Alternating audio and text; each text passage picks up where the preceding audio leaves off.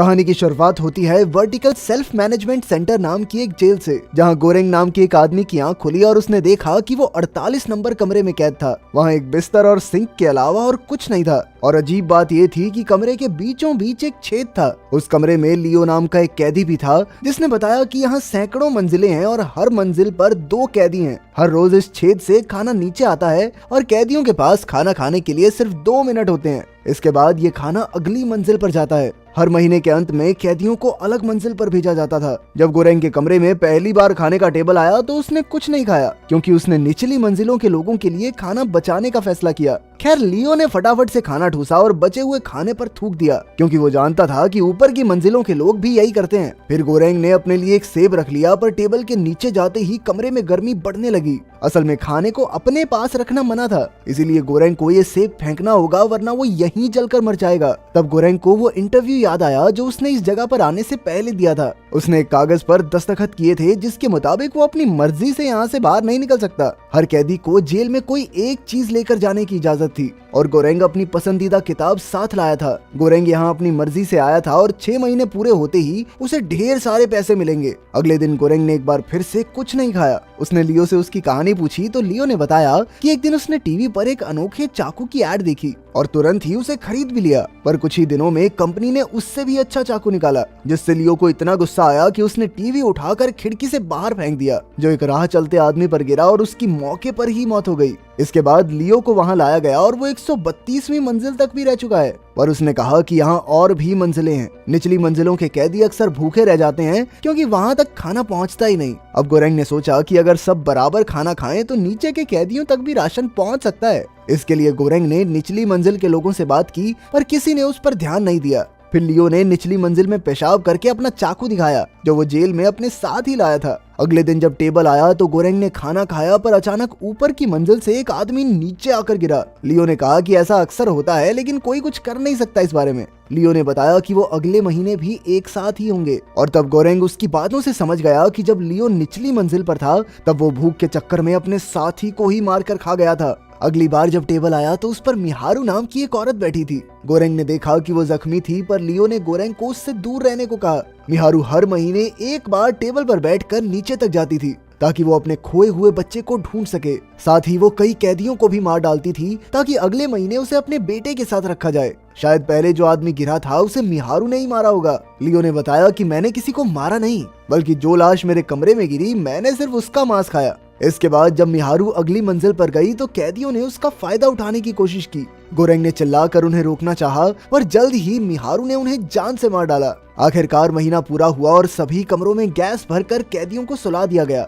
जब गोरेंग की आंख खुली तो वो 171वीं मंजिल पर बिस्तर से बंधा हुआ था। लियो ने उसे इसलिए बांधा था क्योंकि गोरेंग जवान है और उसे गोरेंग से अपनी रक्षा करनी होगी। तभी बाकी मंजिलों से चिल्लाने की आवाजें आने लगी, क्योंकि सबकी मंजिलें बदल चुकी थी। जब गोरेंग के कमरे में टेबल पहुंचा तो खाने के लिए एक दाना तक नहीं बचा था। आखिरकार 8 दिन बाद लियो ने कहा कि देख भाई, बहुत भूख लगी है, अब कुछ तो खाना ही पड़ेगा। बेचारा गोरेंग रहम की भीख मांगता रहा, लेकिन लियो ने अपने चाकू के इस्तेमाल से गोरेंग की टांग से मांस निकाला और उसे खाने लगा। और तभी टेबल पर बैठकर मिहारू वहां आ गई। मिहारू को याद था कि गोरेंग ने उसकी मदद करने की कोशिश की थी, इसलिए मिहारू लियो पर कूद पड़ी और उसी के चाकू से उस पर हमला कर दिया। फिर उसने गोरेंग को आजाद करके चाकू दिया और गोरेंग ने एक ही झटके में लियो का काम तमाम कर दिया। इसके बाद गोरेंग बेहोश हो गया और बाद में जब उसकी आंख खुली तो उसने देखा कि मिहारू ने उसकी टांग पर चादर से पट्टी की थी और वो पास ही बैठकर लियो को खा रही थी। उसने थोड़ा बहुत मांस गोरेंग को भी खिलाया और फिर बिना कुछ कहे नीचे चली गई।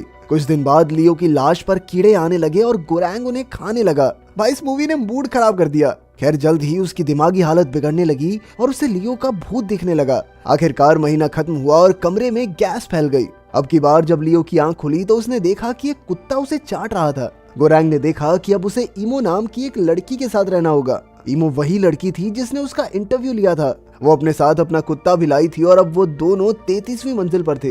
वो लड़की थोड़ी सनकी सी थी और यहाँ पर अपनी मर्जी से आई थी। उसके मुताबिक यहाँ 200 मंजिलें थी, पर गोरेंग ने कहा कि यहाँ होंगी, लेकिन खाना तो सालों के पास 50 के लिए भी नहीं है। इस पर इमो ने कहा कि सब अगर अपनी जरूरत के हिसाब से खाएं तो सबका पेट भर जाएगा, लेकिन इसके लिए सभी कैदियों को एकजुट होना होगा। पर गोरेंग ने कहा कि ऐसा कभी नहीं होने वाला। बाद में जब खाना आया तो इमो ने खुद और अपने कुत्ते को सिर्फ जरूरत के हिसाब से खिलाया। फिर उसने 2 लोगों के लिए प्लेट तैयार की और जब खाना नीचे पहुंचा तो उसने नीचे वाले कैदियों से उसकी बनाई हुई प्लेट में से खाने को कहा और कहा कि भैया प्लीज अगले कैदियों के लिए प्लेट बना देना। खैर लाजमी सी बात है कि उसकी किसी ने नहीं सुनी और गोरेंग ने फिर से कहा कि मैं ये सब करके देख चुका हूँ, कोई फायदा नहीं होने वाला। पर इमो ने हार नहीं मानी और रोज लोगों को जरूरत के मुताबिक खाने को कहती रही।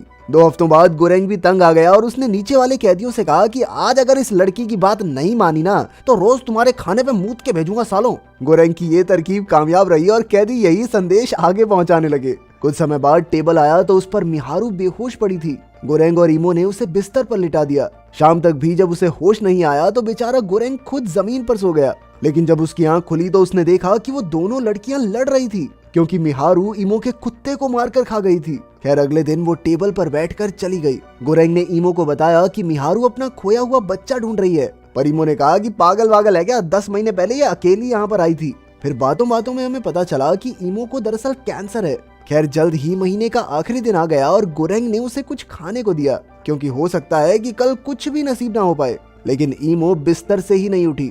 अगली सुबह गोरेंग उठा तो उसने देखा कि वो 202वीं मंजिल पर था और उनके नीचे न जाने कितनी और मंजिलें थी। यह देखकर इमो खुद को संभाल नहीं पाई और उसकी मौत हो गई। तभी गोरेंग को लियो का भूत दिखा और वो कहने लगा कि क्या गोरेंग अब इस लड़की को भी खा जाएगा।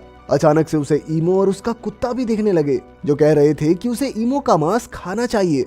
गोरेंग ने उनके झांसे में ना आने की पूरी कोशिश की। वो अपनी किताब के कुछ पन्ने फाड़कर खाने लगा ताकि उसे भूख ना लगे। फिर उसने कांच से दीवार पर लकीरें खींचकर दिन गिनने शुरू किए और जल्द ही भूख ने उसके दिमाग पर काबू कर लिया और वो इमो का मांस काटकर खाने लगा। कुछ समय बाद कैदियों के कमरे बदले गए और इस बार गोरेंग खुश था क्योंकि वो 6ठी मंजिल पर था। उस कमरे में मिहारू भी थी और उसने अचानक चाकू से गोरेंग पर हमला कर दिया। लेकिन असल में ये सिर्फ एक सपना था। असल में गोरेंग के कमरे में ब्रूनो नाम का एक आदमी था जो अपने साथ रस्सी लाया था। वो ये सोचकर बहुत खुश हो रहा था कि रस्सी की मदद से बिल्डिंग के टॉप तक पहुंच जाएगा। जब उसने 5वीं मंजिल के लोगों से मदद मांगी तो उन्होंने ब्रूनो की रस्सी पकड़ ली, पर जब ब्रूनो ऊपर चढ़ रहा था तो ऊपर से एक कैदी ने ब्रूनो के मुंह पे टट्टी कर दी। अचानक ब्रूनो नीचे गिर पड़ा और ऐन वक्त पर गोरेंग ने उसकी जान बचाई। इस सब के चक्कर में रस्सी भी नीचे गिर गई।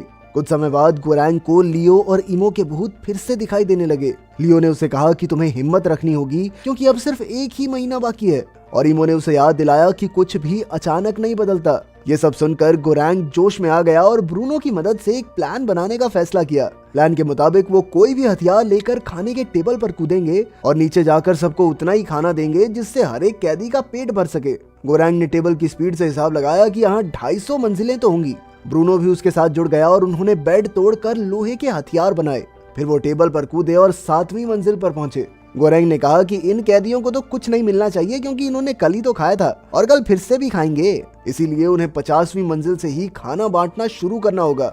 धीरे धीरे वो नीचे बढ़ते रहे और किसी ने खाने को छुआ तक नहीं। कुछ मंजिलों बाद ब्रूनो को ब्रैम बैंग नाम का एक बूढ़ा आदमी मिला जिसकी वो बहुत इज्जत करता था। उसने कहा कि तुम दोनों बहुत अच्छा काम कर रहे हो, लेकिन आखिरी मंजिल के लोगों को खिलाओगे क्या? तब ब्रूनो और गोरेंग ने पैनाकोटा नाम की एक लजीज चीज को चुना और सोचा कि अगर ये चीज आखिरी मंजिल तक पहुंच गई तो बहुत अच्छा असर पड़ेगा। इसी तरह उन्होंने अपना मिशन जारी रखा और पैनाकोटा की रखवाली करते हुए आगे बढ़ने लगे। जब वो 50वीं मंजिल पर पहुंचे तो उन्होंने बराबर हिस्सों में खाना देना शुरू कर दिया और सभी लोग इससे काफी खुश हुए।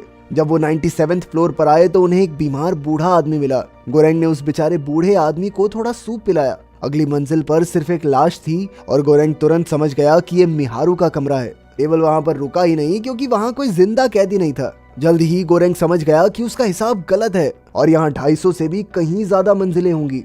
फिर उन्होंने अगली मंजिल पर देखा कि 2 आदमी मिहारू पर हमला कर रहे थे। एक के हाथ में तलवार थी और दूसरा काफी हट्टा कट्टा था। इसीलिए जब गोरेंग और ब्रूनो उसे बचाने कूदे तो उनके लिए लड़ना बहुत मुश्किल हो गया। ब्रूनो ने पहले आदमी को मारा और फिर गोरेंग के साथ मिलकर पहलवान का भी काम तमाम कर दिया। लेकिन अब बहुत देर हो चुकी थी क्योंकि मिहारू पहले ही मारी गई थी। गोरेंग उसके दुख में रोने लगा पर ब्रूनो ने उसे टेबल पर खींच लिया। इसके बाद वो हर मंजिल पर बराबर खाना बांटते रहे। हालांकि कई मंजिलों पर सिर्फ मरे हुए कैदियों की लाशें थी। आखिरकार टेबल 333वीं मंजिल पर आकर रुक गया और उन्हें लगा कि यही आखिरी मंजिल है। पहले तो उन्हें लगा कि यहाँ कोई नहीं रहता, पर असल में कोई बिस्तर के नीचे छिपा हुआ था। ये कोई और नहीं बल्कि मोरो था। दरअसल वो ही मिहारू का खोया हुआ बच्चा था। ब्रूनो और गोरेंग उस लड़के की ओर बढ़े और जैसे ही वो टेबल से हटे तो वो फिर से नीचे जाने लगा। तब गोरेंग ने ब्रूनो से कहा कि पेनाकोटा को जल्दी से छेद में फेंक दे, पर ब्रूनो ने ऐसा करने से इनकार कर दिया।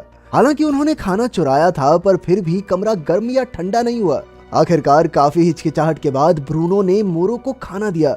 वो तीनों इसी मंजिल पर रुक गए और गोरेंग को लियो, इमो और अब मिहारू का भूत भी मिलकर सताने लगे। अचानक ब्रूनो भी इन भूतों के साथ मिल गया और कहने लगा कि ये बच्चा एक संदेश है। तभी गोरेंग उठा और उसने देखा कि ज्यादा खून बहने की वजह से ब्रूनो की मौत हो गई थी। फिर जब अगली बार टेबल आया तो गोरेंग मोरो के साथ उस पर चढ़ गया और इसी तरह चलते चलते वो आखिरी मंजिल तक पहुंच गए, जहां अंधेरे के अलावा और कुछ नहीं था। आखिरकार गोरेंग को लियो दिखा, जो कह रहा था कि तुम टेबल से उतर जाओ क्योंकि तुम संदेश का हिस्सा नहीं हो। और आखिरकार वो दोनों मिलकर टेबल को देखने लगे, जो मोरो के साथ फिर से ऊपर जा रहा था। उन्होंने उम्मीद की कि शायद मोरो को देखकर ऊपर वाले कैदी नीचे की हालत समझ सकेंगे और हो सकता है कि एक दिन ऐसा आए कि सभी कैदी एक दूसरे के बारे में सोचते हुए मिल बांट कर खाने लगे।